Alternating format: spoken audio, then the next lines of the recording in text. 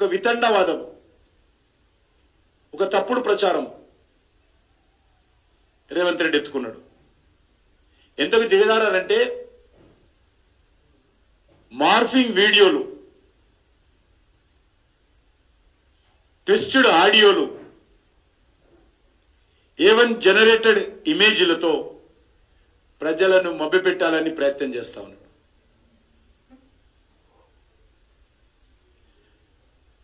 ఈ దేశానికి హోంమంత్రి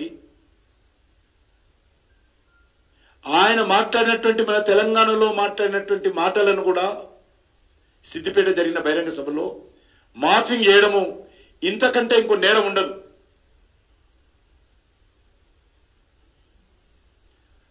ఆయన మాటలన్నీ కూడా మార్ఫింగ్ చేసి ఆ వీడియోలను ఏకంగా Congress party, Pradesh Congress party official social media ID ద్వారా పోస్ట్ చేయడం అంటే కాంగ్రెస్ పార్టీ ఎంత దిగజారిందో, కాంగ్రెస్ పార్టీ ఎంత అనిశ్చిత పరిస్థితుల్లో ఉందో, డిస్పరేట్ మూడ్లో ఉందో, ఎంత నిరాశ నిస్పృహలతో ఉందో అర్థం చేసుకోవచ్చు.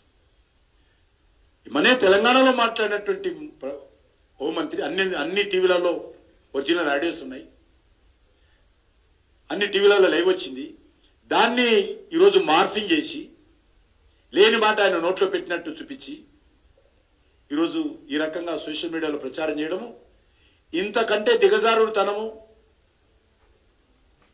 ఇంతకంటే కాంగ్రెస్ పార్టీ వైఫల్యము ఇంకొకటి ఉండదు.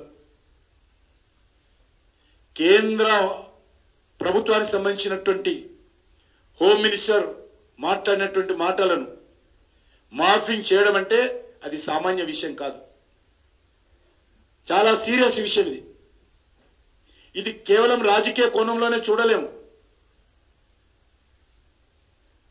దేశ భద్రతకు సంబంధించిన విషయం, దేశంలో బడుగు బలైన వర్గాల ప్రజల్లో ఒక ఉద్రిక్తలు రెచ్చగొట్టేటువంటి ప్రయత్నం, మీ యొక్క రిజర్వేషన్స్ పోతాయని రెచ్చగొట్టి శాంతి భద్రతలకు భంగం కలిగించేటువంటి ప్రయత్నం.